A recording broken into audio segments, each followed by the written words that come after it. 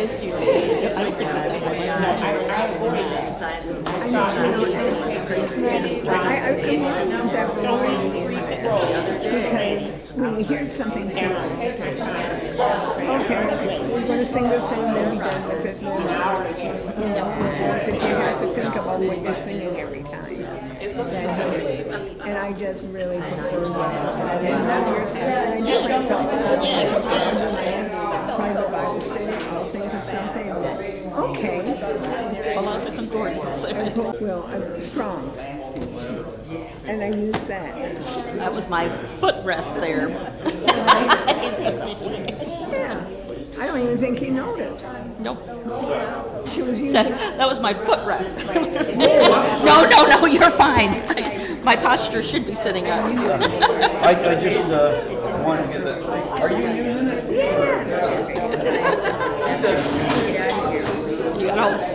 But, and so I will go with that. And I have change reference plan. But it just seems like there's something in the So I way. will use that sometimes. You know why? In order for her husband. Would I bet follow in the Bible, the church in Congress, I know the problem. Yeah, strong. And God goes back and says, he's saying, clean up your act.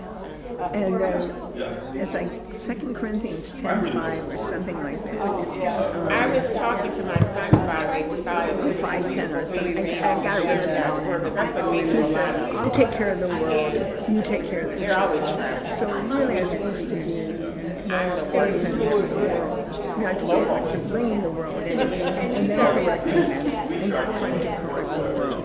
Then he's going to hold us back the world down.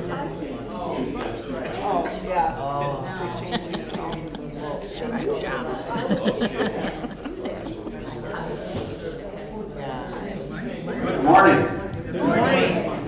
Gail, how was your concert? It was very, very nice, and everybody's invited next time. Next time, for instance, what concert was this? It was for Beck Ridge. For what? It's a community chorus. Ah, So they had their concert yesterday at Word Church. You'll have to wait till next September, next December. That's next time we're meeting. Yeah. You'll have to start advertising earlier. Get it on the calendar. Yeah. Linda and I are going to hear. Andrea Bocelli. Oh, wow. Way better, way better. Yeah, we're heading there this afternoon. I can't say the name because I'm always teasing about and making up a new name for that gentleman. Andy Botulism. So. Yeah, don't say it. So last week I was at Atonement, but you guys had the lady come in, and with the new leadership there, they're really trying to help the churches understand what the districts do and how they contribute. And we belong to a very large organization. Sometimes we forget that. We're a very large organization. Tuesday night we had our LAMP meeting, looking at going up into northern Canada for a mission trip.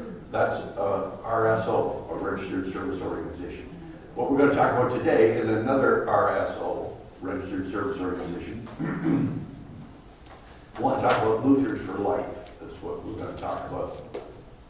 And the potential for starting a life team here at St. Matthew. So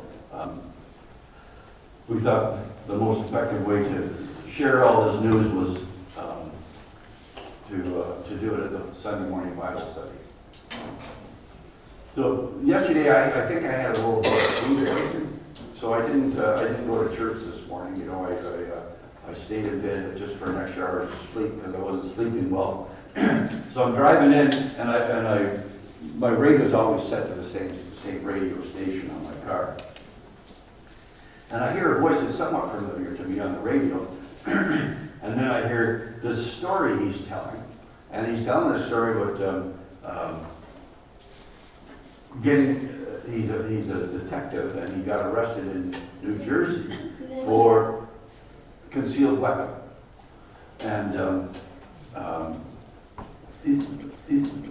thinking, I know somebody that happened to, you know.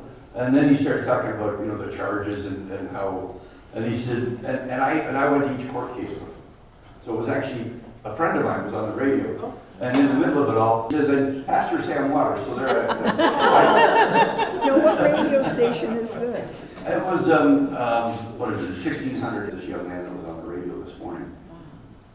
But that certainly gets your attention when you're driving along the road. I think I know this story. And they said, Pastor Sam Waters, I'm going, holy. I know that guy too. You know. He was meant to use. So I think most of you know my position on life. I'm very pro-life. I mean, I can't, I don't think we can overstate the role the church has in this. And it's not just, you know, the baby in the womb, but also, you know, I do a lot of visitations with the seniors. And how many times we get confronted with, you know, DNRs. You know, my home country has now become a destination for suicides. They've legalized it out there. So the whole thing of life is from beginning to end, I think is something that the church really needs to be involved in. They've got a responsibility. It's not political. It's not. We've allowed the politicians to usurp this when in fact it really is a moral issue. So I would, you know, I'm not going to belabor a whole bunch of you know, what's going on out there right now. We know that Michigan now is one of the most pro-abortion locales in the world. Abortion is now available for the full term of pregnancy.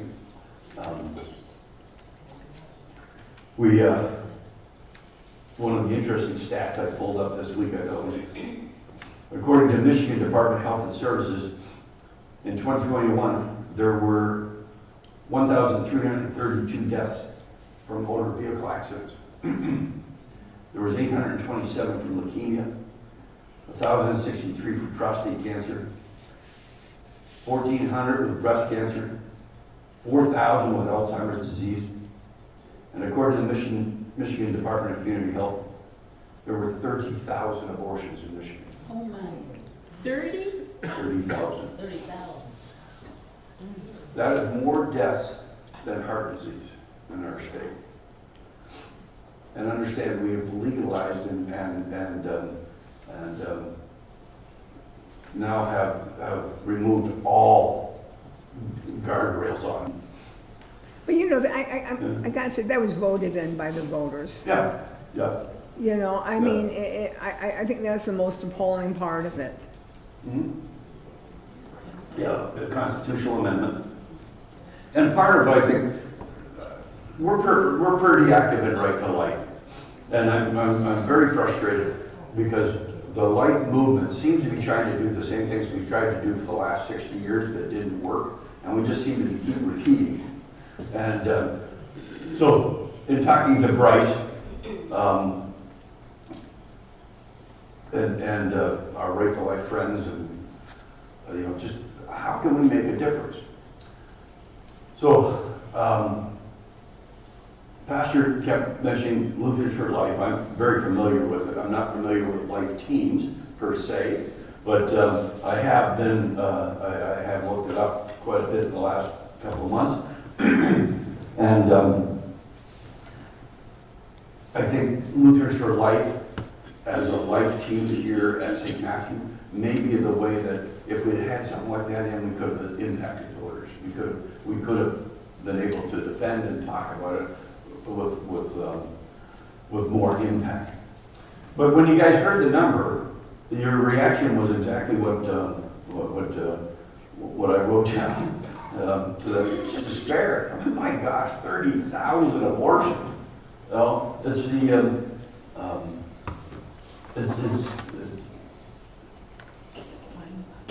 it's beyond comprehension, really. So, you know, we've tried to, besides despair about it.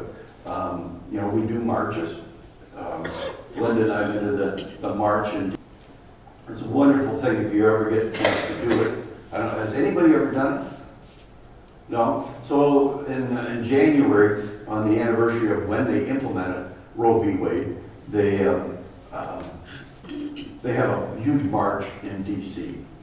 The Catholics are wonderful supporters of life, absolutely wonderful.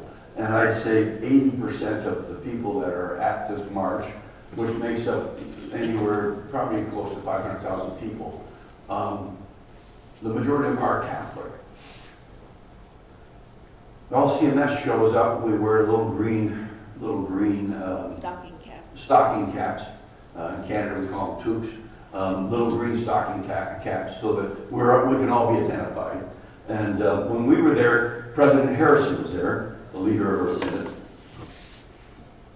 And he stood on a little short cement wall and before the march began and gave one incredible message. And he's one of those guys that's gifted, to sing. And he led us in song all the way down the Constitution Avenue. All the way down, he led us in song. It was an amazing thing. The man is incredible.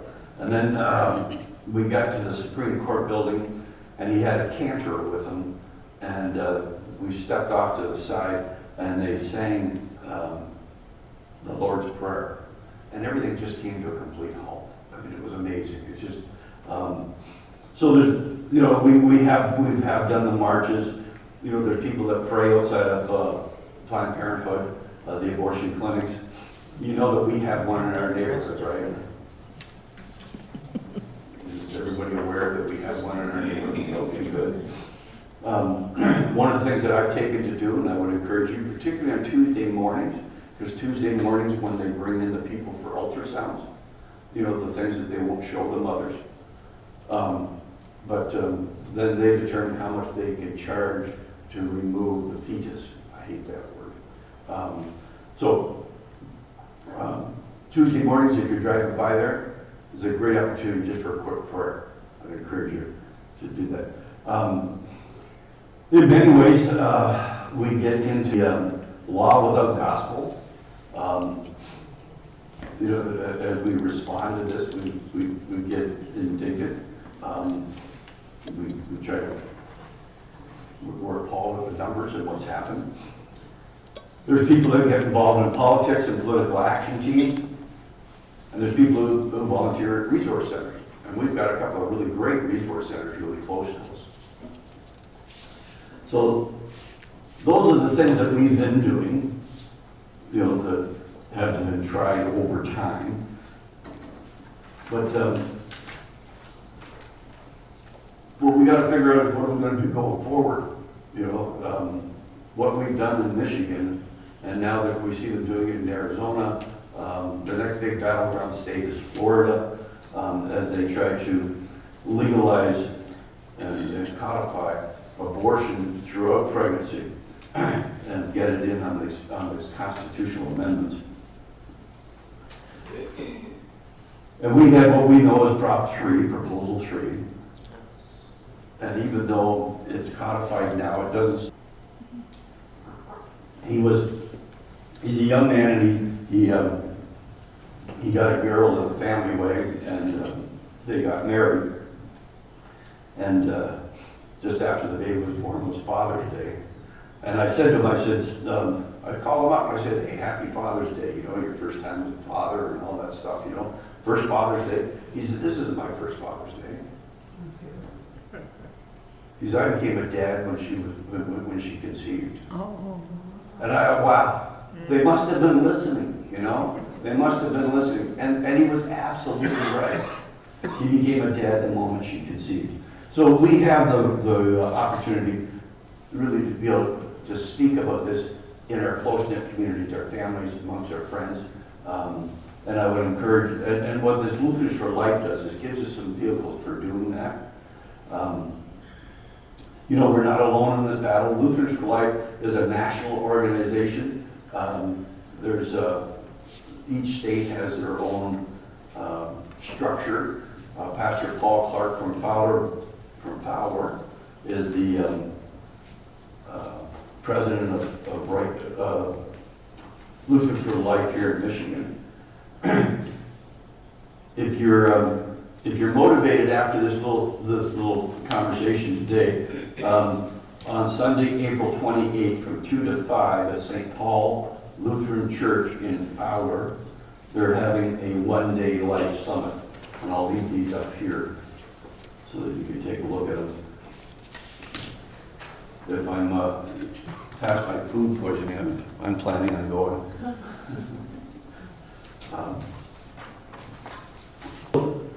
It would allow us to join a larger network, is the point I'm trying to make, of what's available for resources and ideas on things that we can do to bring a pro-life culture into our communities. And without a doubt, you know, if all we change is one mother, if we just change one mother, it will be worth the battle. So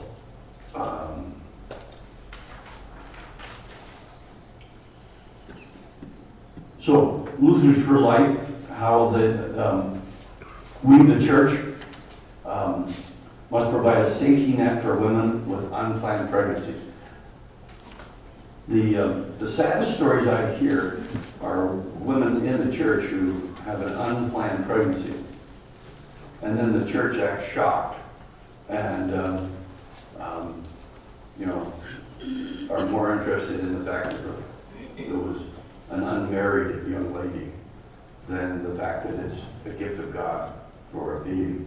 So I think I would encourage us when we see an unwed mother, more gospel than law.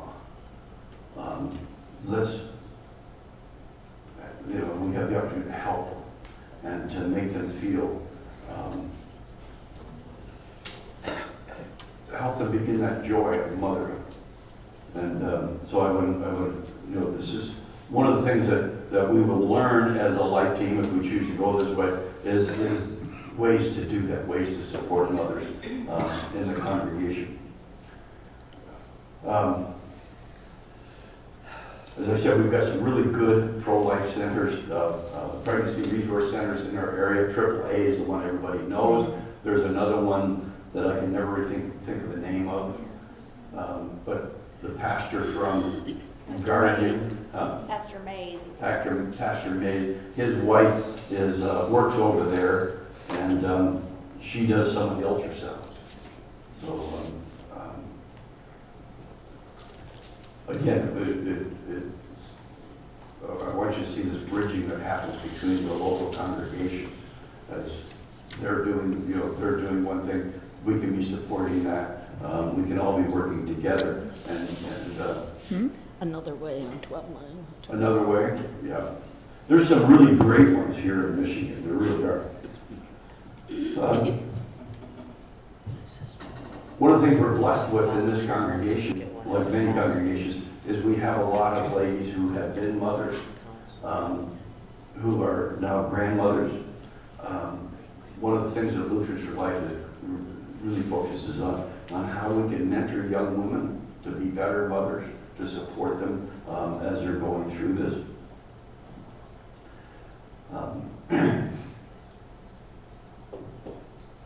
We have an opportunity to show Christ's love in every way possible, but without distorting the Word of God or compromising the truth. And there is a tidal wave of false information out there. I mentioned that the shame is that Prop 3 was voted in. Voters actually, went to the polls of false information. I went to a rally in downtown Plymouth, a pro-abortion rally, where I thought I could try to engage some people just to, because I have trouble understanding how you can consciously say, I'm just going to mark this square and agree that abortion should be legal. That we should end lives. It's murder. So it was interesting when I talked to the people down there, as I just sort of mingled around, the misinformation that they have, and how strongly they will defend it. You know, they've been lied to, and they're not going to look at anything else than, you know, the chance, my body, my choice, and all the rest of that stuff.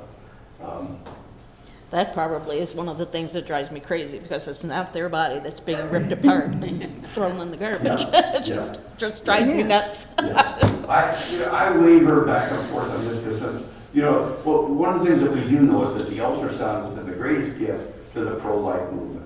And that's one of the things that we can talk about in life teams is how can we support making ultrasounds available to people?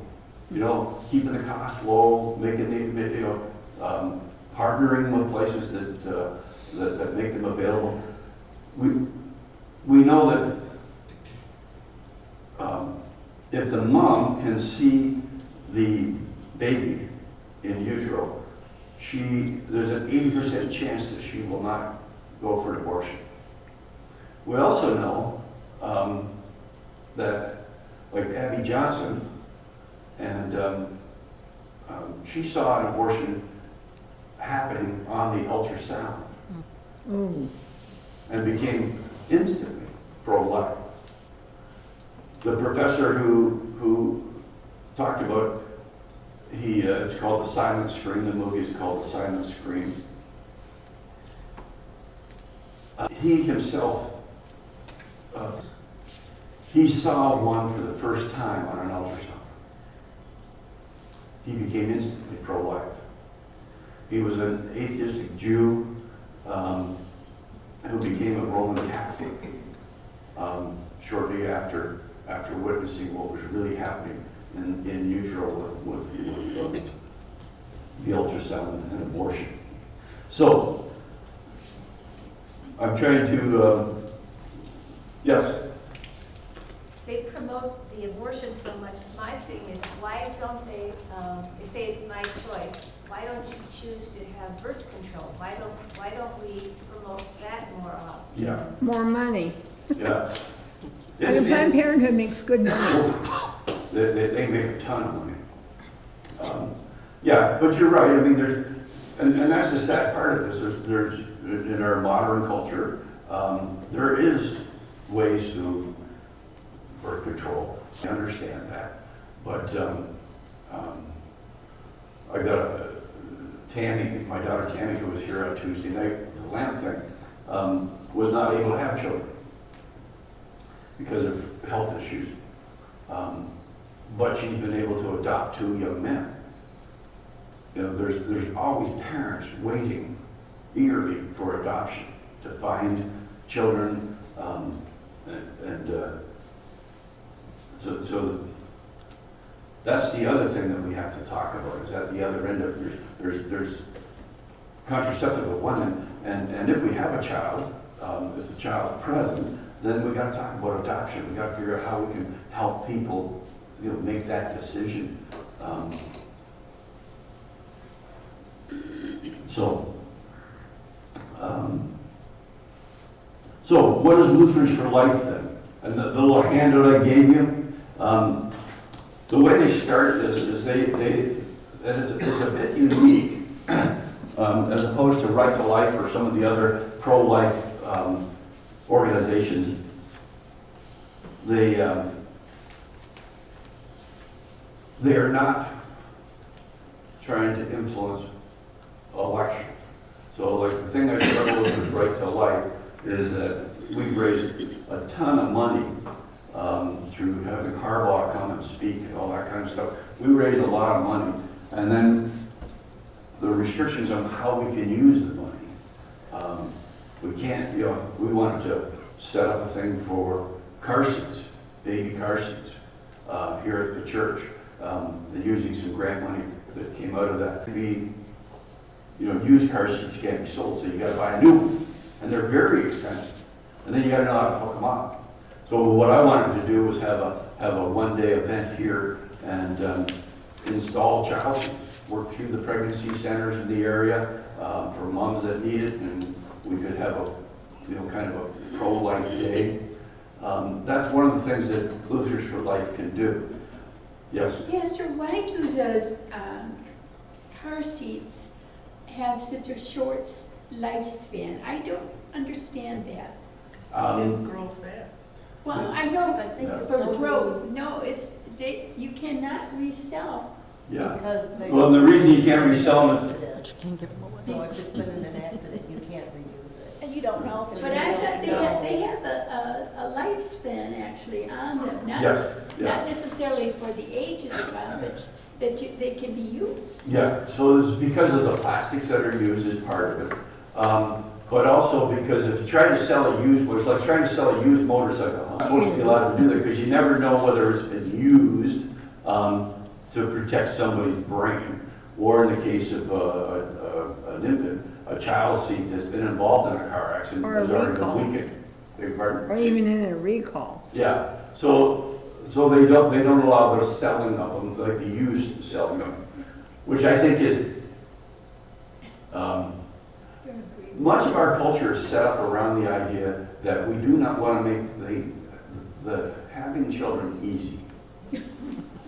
Seriously, I think our culture is more than just a pro-abortion thing. It's almost like an anti-family thing.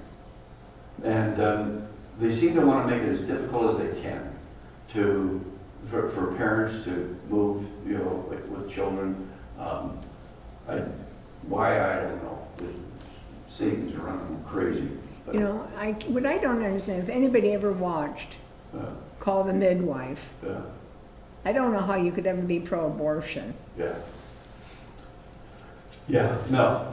Pastor, the reason that the seats may not be able to be used is, I know it's true with regular seat belts. If they're involved in an accident, your body is propelled forward, at such a rate that as it goes forward, it's heat and localized heat in spots, and that belt becomes weakened at that spot. And that may be true with the babies too. Yeah. And that's why one of the pregnancy centers will tell you that they're always desperate for these child seats because you can't donate them. You can't, you got a kid who's 3 years old now, you don't need it. You can't donate it, you just have to toss it. Isn't that awful? It is. I think that's terrible. Yeah, especially for something that is so expensive. What happened with Life Team is that we would, there would be a group of us.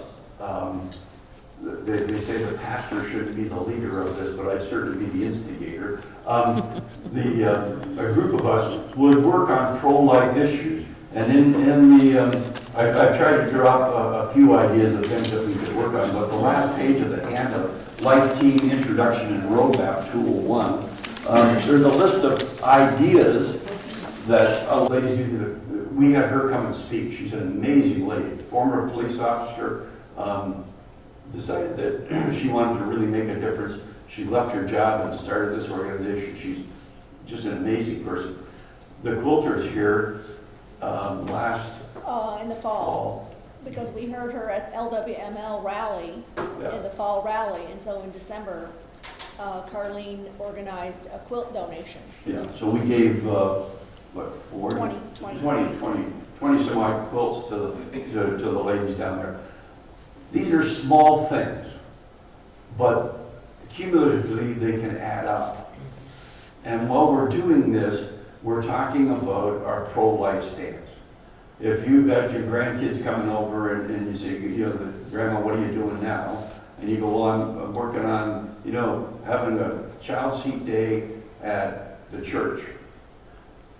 The door is now open to have this conversation about why we do this pro-life stance that we have. When God says that we're to help the poor, the widows, and the orphans, we take it seriously.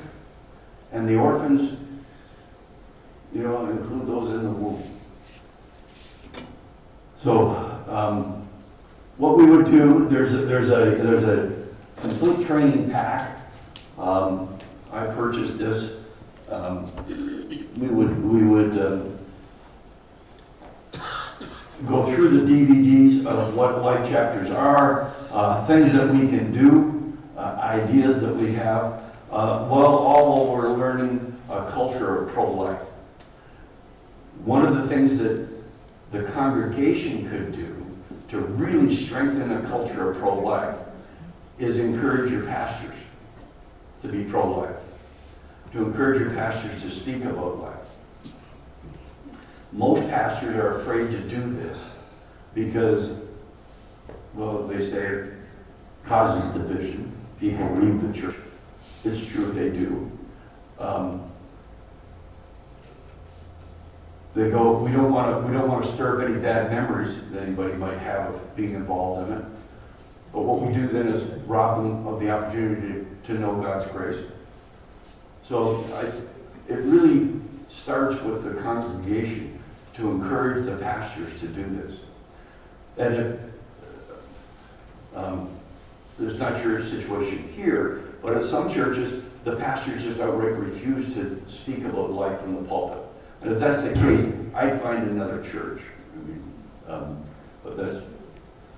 But the help you could give to Bryce and myself, encouraging that we speak about life from the pulpit, that we're safe to do that, because many pastors are terrified. They tried it once where they got out of seminary and somebody smacked them, and they're never going to do that again. So I would encourage you. The culture starts with each one of us, and it starts with us encouraging each other. So what we would do with this, if there's a group of us that would like to be involved, it's not like we're going to be meeting every night or we're going to be doing something. We can pick 2 or 3 projects per year that we can work on collectively while we're taking these modules, these training modules. We can start either doing, who knows where it will lead us, whether it be running food up to AAA pregnancy or finding ways to reduce the cost of ultrasounds or putting in baby seats in cars, who knows. It is, I believe, the church's responsibility to do something. We have to do something. You know, I began this by saying there was 1,000 car accidents, deaths in car accidents, and there was 30,000 abortions. Do you know why cars are so expensive? Because we have worked tirelessly with cars to protect the people that are inside those cars. The safety standards, the buffer zones, the crush zones, I mean, all that stuff that we do. And we do that for 1,000 lives. And we do nothing about the 30,000 who are dying without justification. So I think the church has a responsibility. I would encourage that, I didn't have a sign-up sheet or any of that stuff, but if you're interested, please come and talk to me. We'll collect the names. We'll get a group together. We'll start making St. Matthew's known as a place that values life, and we're promoting that culture of life. Comments or questions? You know, you asked, or you said that once people see a living fetus in the womb, then, you know, they're kind of convinced that, yeah, that is life. Yeah. Could you put more of that on TV and stuff? Well, and that's just it, because the culture is so pro-abortion that the lies that are told by the media, it's just impossible to fight against. Or not impossible, but nearly impossible to fight against. But if you're paying for the commercial, it's a commercial. Yes. And if you're paying for the commercial, you know, you see 2 men kissing on a gay commercial. Okay, you know, why is that okay? Yeah. because it fosters the left's agenda is why it's okay. We find it appalling. I mean, I won't watch a show where that crap is going on. I'm turning the TV because they're monitoring what we're doing with our remotes. So turn the TV so they know that you've said this is unacceptable. You know, vote with our thumb if you would. But you know, I've been criticized because of some of the times that we've been involved in marches and walks, that the pictures are too graphic. The pictures that we'll have on our posters are too graphic. Let that thought sink in a little bit. You know, it's too graphic to talk about. It's too graphic to tell people about. So we're just going to hide it. How terrible it is. But that's my point. Yeah. If you could, more people would see that. Yeah. Then they would definitely change their mind. But the mainstream media is controlled. Yeah. Well, and that's what they want. Yeah, you're right, and then, you know, they see other graphic horror films, and that's not too graphic, I mean, Yeah. it's just, yeah, Yeah. that kind of thing. Yeah. One of the things when our girls were going through confirmation was they did a couple of field trips, and one of the field trips was to a pregnancy center where they could see an ultrasound, and this is what the machine is, and then talk to some of the people that work there, and here's, you know, get a little explanation of here's what we do, and we volunteered at another place where they needed help folding some of the donations or collecting some of the baby bottles that they used for collecting money. Yeah. So, and we knew of somebody that eventually their family used that center because they needed it, but they had a very positive experience, and they came back and they told the church, this is what we experienced from this experience, and she kept her baby, and you know, it's just demystifying some of these places where, you know, nobody's ever been in. Well, if you've been there on a field trip, then you know. I mean, some people will never have to use it, but at least to know, all right, these places are here, they need your help, volunteering from time to time. So I appreciated that as a parent. Yeah. And I'm not trying to pile more work on you and Pastor, but No, but I'm just saying what the. that kind of a thing for a young person Yeah. that, you know, okay, there's a conversation started there. And that's the kind of thing I think Lutherans for Life Team can help. You know, that we talk about getting the youth of the church together and we go to one of these centers just as an awareness. Mm-hmm. And Lutherans for Life has this thing with, you know, in grade schools and in high school about writing essays for life. And there's a financial benefit to the kid who wins, you know. But it's those types of things that we as a Life Team could encourage more of around St. Matthew to drive that culture of life, so it becomes just part of our DNA of who we are. As we talk about, you know, what's the mission things that we want to do. We've got money that we're raising, you know, in the capital campaign, and we're talking about outreach or mission work with it. Well, in a place that's got a culture of life, the first place we're going to talk about is a pregnancy center or child seats or something. You know, it's going to be part of our identifier, is that we're working on things that support life. It's just the natural way of who we are. Prior to my knee surgery, I was doing, only took a few hours once a month to work at the store that they have at AAA Pregnancy Center. Yeah.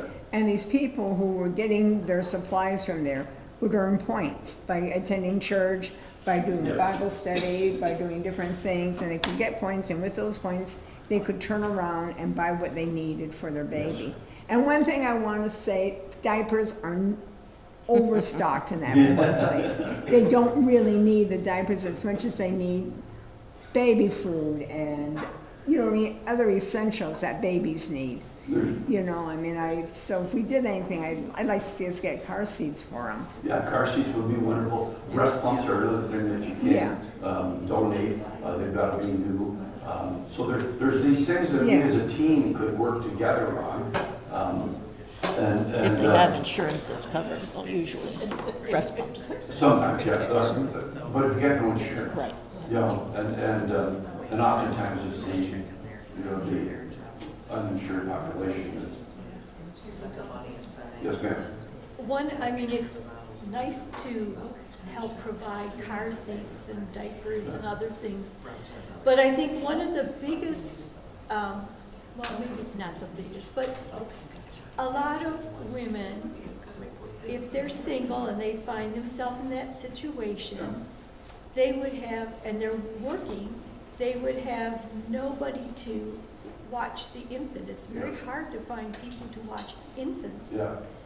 You know, and if they did, the cost is astronomical. So I think, you know, we don't have the space here to provide something like that. And I know there would be, you know, laws and things about who could and all that stuff, and there'd have to be background checks on people. But, you know, a lot of us old grandma people would love a whole little baby.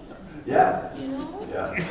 So we may not have the footprint to do it here, but maybe we can support places doing it. We can volunteer a place, or we can, you know, suggest this, and maybe there's a place out there that has the footprint to do it. So, so what out of this, because we got to get back to the second service. Out of this, I really want you to think about it.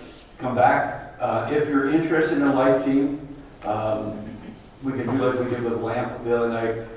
We'll get the people that are expressing interest. We'll bring this together. We'll talk about it and start the process. All right?